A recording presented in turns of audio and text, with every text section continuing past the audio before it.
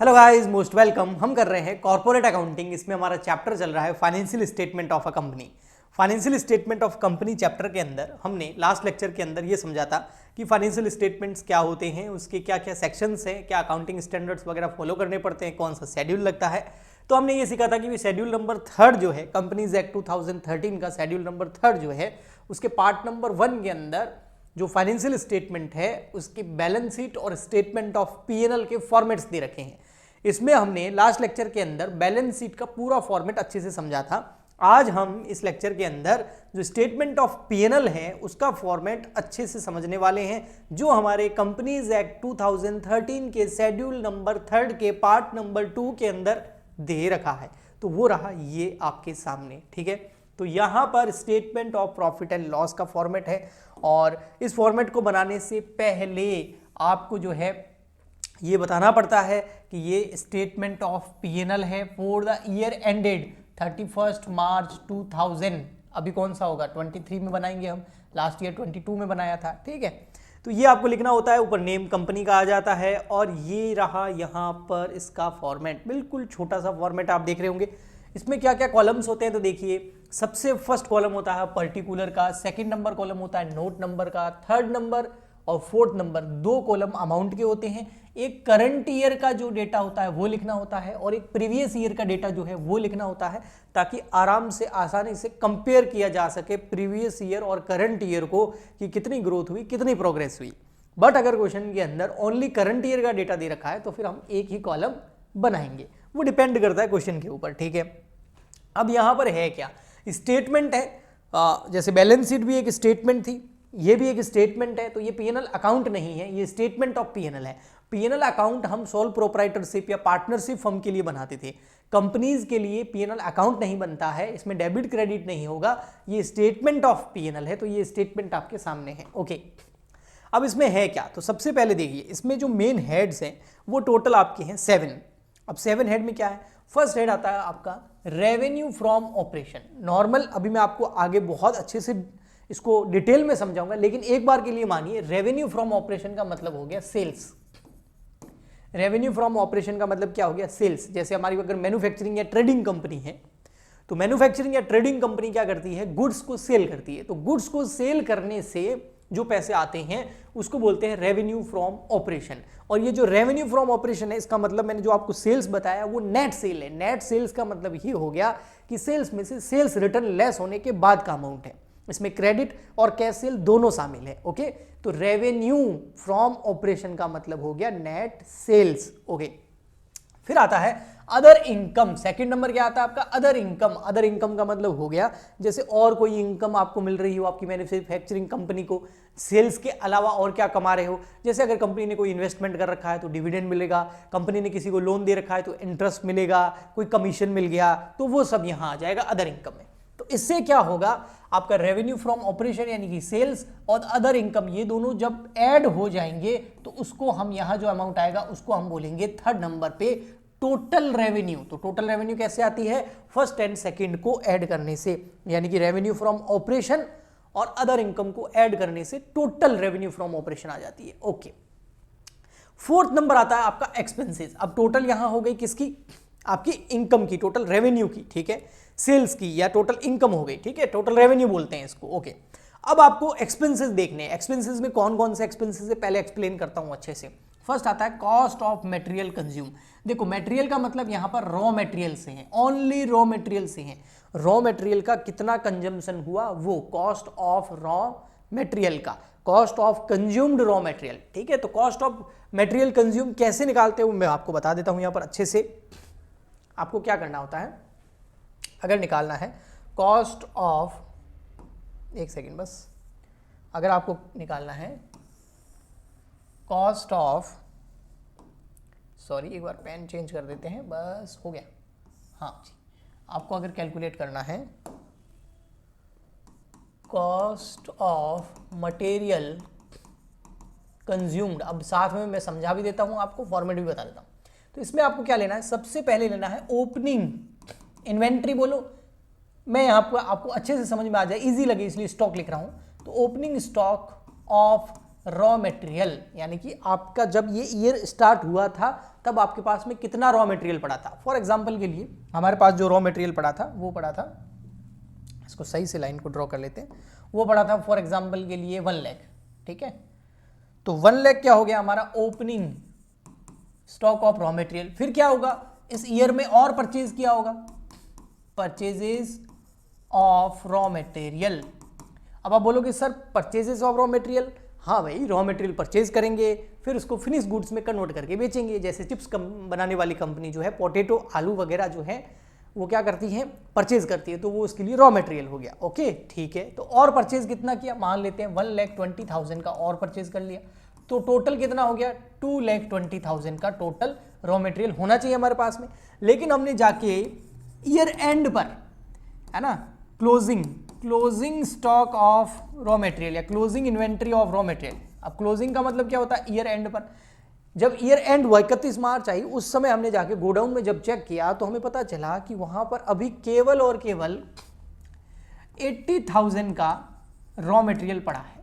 तो बाकी का कहां गया, 1 लाख का पहले पड़ा था, 1,20 का और खरीदा, तो टोटल हो गया 2,20,000। 220 में से 80,000 का ही अभी पड़ा है, तो बाकी का रॉ मटेरियल कहां गया, बेच दिया? नहीं सर, रॉ मटेरियल बेचते थोड़ी है, उसको तो हम यूज करते हैं मैन्युफैक्चरिंग प्रोसेस के अंदर। तो इसका मतलब 1,40,000 रुपए का जो रॉ मटेरियल है उसको हमने क्या कर लिया, कंज्यूम्ड। तो ये आ गया आपका कंज्यूम्ड रॉ मटेरियल। तो इतना रॉ मटेरियल हमने क्या कर दिया, कंज्यूम कर दिया। तो ये लिखेंगे हम यहां पर cost of raw material consume के अंदर।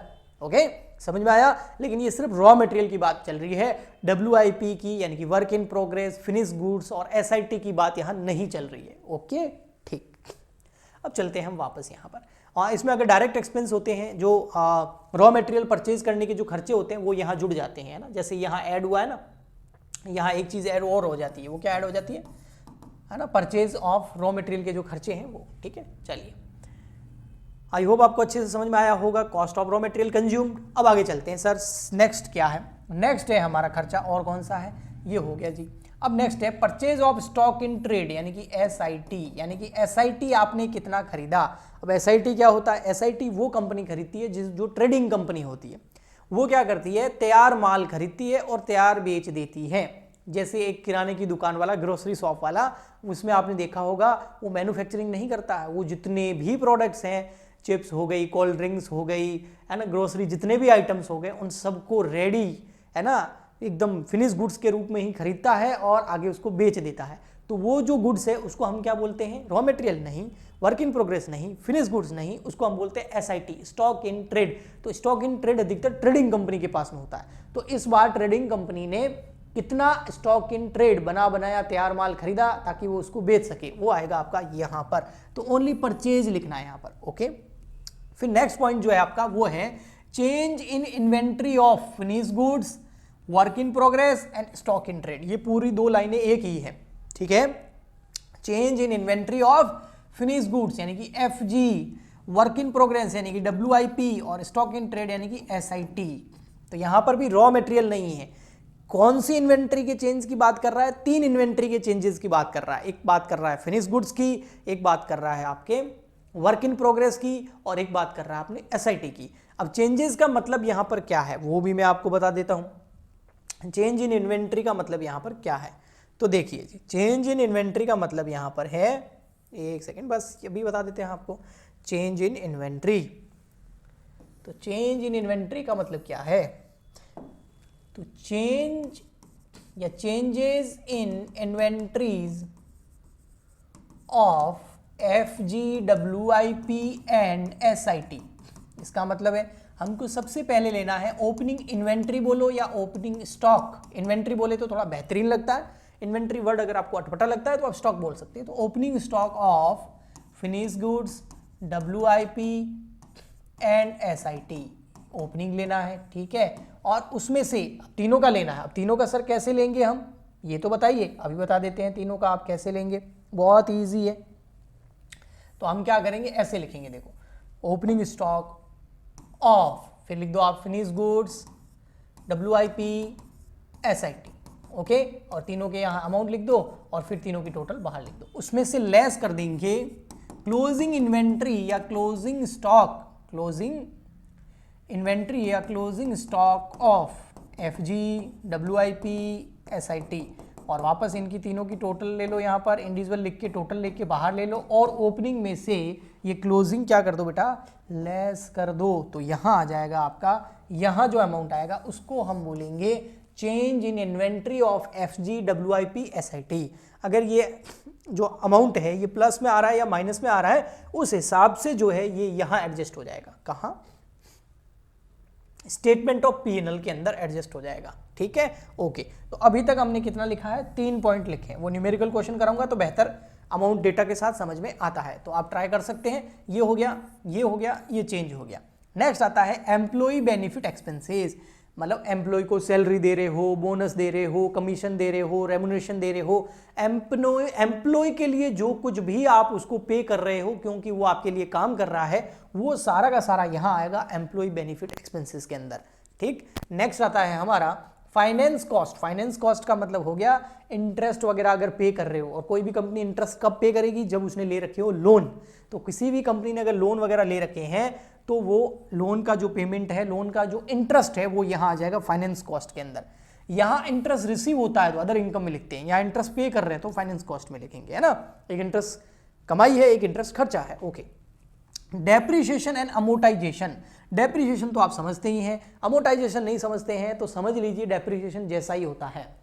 कैसे होता है सर?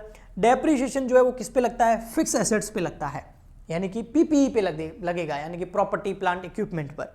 फिक्स एसेट्स कौन कौन सी हो गई, जैसे आपका बिल्डिंग हो गया, फर्नीचर हो गया, प्लांट हो गया, मशीनरी हो गया, इन सब पे क्या लगता है आपका डेप्रिसिएशन लगता है। जो टेंजिबल एसेट होती है उसके ऊपर, ये ज़्यादा बेटर है, जो टेंजिबल एसेट होती है उसके ऊपर क्या लगता है, डेप्रिसिएशन। और इनटेंजिबल एसेट्स के ऊपर क्या लगता है, डेप्रिसिएशन, लेकिन उसको डेप्रिसिएशन ना बोल के हम क्या बोलेंगे, अमोर्टाइजेशन। टेंजिबल एसेट मैंने आपको बताई ना कौन कौन सी, बिल्डिंग, प्लांट, मशीनरी, फर्नीचर, इनकी वैल्यू कम हो रही है तो हम डेप्रिसिएशन लगाते हैं। और इनटेंजिबल एसेट कौन सी हो गई, जैसे कि goodwill, patent, copyright, franchise, formula, ये सब इनटेंजिबल एसेट हो गई। इनकी अगर वैल्यू कम हो रही है, इनको जब राइट ऑफ करते हैं तो हम उसको बोलते हैं अमोर्टाइजेशन। ओके, ठीक है जी। नेक्स्ट आता है फिर आपका अदर एक्सपेंसेस। इसके अलावा कोई भी एक्सपेंसेस होंगे जो आपके कंपनी के खर्चे हैं वो अदर में आ जाएंगे। अब क्या होगा यहाँ पर, ये सारा 4th पॉइंट में जितने भी एक्सपेंसेस हैं इन सबको जोड़ेंगे तो हमारे पास आ जाएंगे टोटल एक्सपेंसेस। क्या आ जाएंगे, टोटल एक्सपेंसेस। ठीक है सर, टोटल एक्सपेंसेस आ गए 4th नंबर पर, यहाँ टोटल कर लेंगे। ठीक है, अब क्या करना है आपको, प्रॉफिट बिफोर टैक्स निकालना है, जिसको PBT भी बोलते हैं, profit before tax. Profit before tax कैसे आएगा, आप ले लो 3rd नंबर और माइनस कर दो 4th number. Sir 3rd number क्या है, 3rd नंबर है टोटल रेवेन्यू, उसमें से लेस कर दो 4th नंबर। 4th नंबर क्या है, एक्सपेंसेस। तो टोटल रेवेन्यू में से जब टोटल खर्चे लेस करेंगे तो आ जाएगा प्रॉफिट बिफोर टैक्स, यानी कि ऐसा प्रॉफिट जिस पे अभी टैक्स लेस नहीं हुआ है, तो सर टैक्स लेस कर दीजिए। तो नेक्स्ट आ गया आपका 6th नंबर, लेस टैक्स। जैसे आप लेस कर देंगे, टैक्स माइनस कर देंगे, तो आपके पास में आ जाएगा 7th number, profit after tax बोल सकते हो, या फिर बोल सकते हो प्रॉफिट और loss for the period. Okay, तो बिल्कुल सिंपल है। सबसे पहले हमको लेना होता है रेवेन्यू फ्रॉम ऑपरेशन, जिसका मतलब होता है सेल्स। फिर उसमें हमको ऐड करने होते हैं अदर इनकम, तो आ जाती है हमारी टोटल रेवेन्यू। उसमें बहुत सारे खर्चे हैं जिनकी हमको टोटल करके लेस करना होता है। खर्चे कौन कौन से होते हैं, रॉ मटेरियल, जो कंजम्पशन ऑफ रॉ मटेरियल हो गया आपका, इसके अलावा change in inventories of finish goods, SIT and WIP। ठीक है, उसके बाद हम ले लेते हैं फिर आपका फाइनेंस कॉस्ट और purchase of stock in trade, employ benefit expenses, depreciation and amortisation and other expenses. और इन सारे खर्चों की टोटल करके जब टोटल रेवेन्यू में से लेस कर देते हैं तो आ जाता है प्रॉफिट बिफोर टैक्स। फिर प्रॉफिट बिफोर टैक्स में से लेस कर देते हैं टैक्स, तो आ जाता है प्रॉफिट आफ्टर टैक्स या profit and loss for the period. Okay, अब यहाँ पर थोड़ा सा मामला एक चेंज आ जाता है। वो क्या, अभी तक तो मैंने आपको बोला रेवेन्यू फ्रॉम ऑपरेशन का मतलब होता है सेल्स। ठीक है, पर ऐसा जरूरी नहीं है कि रेवेन्यू फ्रॉम ऑपरेशन का मतलब सेल्स ही होगा। अब आप बोलोगे सर क्यों जरूरी नहीं है, क्योंकि वो डिपेंड करता है कंपनी टू कंपनी के ऊपर कि आपकी कंपनी कौन सी है, उससे पता चलेगा कि रेवेन्यू फ्रॉम ऑपरेशन क्या है। तो मैं यहां पर बता रहा हूं आपको रेवेन्यू फ्रॉम ऑपरेशन के बारे में, ठीक है, कि रेवेन्यू फ्रॉम ऑपरेशन क्या है। तो डिपेंड करता है कि कंपनी कौन सी है ना, कंपनी कौन सी। तो दो तरह की मोटा मोटी कंपनीज होती है। एक कंपनी होती है आपकी मैन्युफैक्चरिंग या ट्रेडिंग कंपनी, मैन्युफैक्चरिंग और ट्रेडिंग कंपनी, ठीक है। और एक होती है आपकी सर्विस सेक्टर कंपनीज, ठीक है। एक और कौन सी होती है, सर्विस सेक्टर कंपनीज, ठीक है सर, बिल्कुल। अब जो मैन्युफैक्चरिंग और ट्रेडिंग कंपनीज होती हैं, इसमें रेवेन्यू फ्रॉम ऑपरेशन का मतलब होता है, फ्रॉम ऑपरेशन का मतलब होता है सेल्स, नेट सेल्स, ठीक है। और सेल्स का मतलब किसका, गुड्स का सेल्स, माल बेचने से, गुड्स बेचने से जो सेल्स होती है वो नेट सेल्स आ जाती है। नेट सेल्स का मतलब क्या हो गया, sales minus sales return, okay, ठीक है। लेकिन अगर सर्विस सेक्टर कंपनीज है तो वहां पर फर्दर इसको दो पार्ट में आगे डिवाइड किया जाता है। एक तो होती है आपकी सर्विस देने वाली कंपनीज और एक होती है आपकी फाइनेंस कंपनीज। एक तो सर्विस देने वाली कंपनीज होती है जो सेवाएं देती है, और एक होती है फाइनेंस कंपनीज। जो सर्विस देने वाली कंपनीज होती है, इसके लिए रेवेन्यू फ्रॉम ऑपरेशन का मतलब होता है, रेवेन्यू फ्रॉम ऑपरेशन का मतलब होता है फीस, जो फीस है वो रिसीव्ड हो रही है।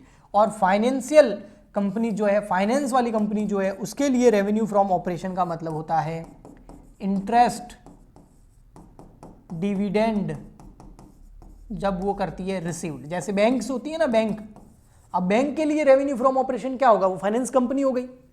अब बैंकों को क्या, कोई बैंक कोई गुड सेल करके अपना प्रॉफिट कमाती है क्या, नहीं। वो क्या करती है, बैंक लोन देती है, उससे उनको इंटरेस्ट मिलता है, या इन्वेस्ट करती है, उससे उनको डिविडेंड मिलता है। तो वो इसके लिए रेवेन्यू फ्रॉम ऑपरेशन है। ओके सर, ठीक है सर, ये समझ में हमको आ गया। लेकिन एक चीज़ बताइए आप, चलो क्या बताऊं बच्चों, ये बताइए कि ठीक है सर, आपने रेवेन्यू फ्रॉम ऑपरेशन बता दिया, अब अदर इनकम का बता दीजिए थोड़ा। अदर इनकम, ये तो रेवेन्यू फ्रॉम ऑपरेशन बता दिया आपने, ठीक है, revenue from operation. Revenue from operation में सर आपने बताया कि अगर मैन्युफैक्चरिंग कंपनी है, ट्रेडिंग कंपनी है, तो आपकी सेल्स हो गई, और सर्विस सेक्टर कंपनी है तो आपकी फीस हो गई, या फिर इंटरेस्ट या डिविडेंड रिसीव्ड हो गया, ये आपका रेवेन्यू फ्रॉम ऑपरेशन होगा।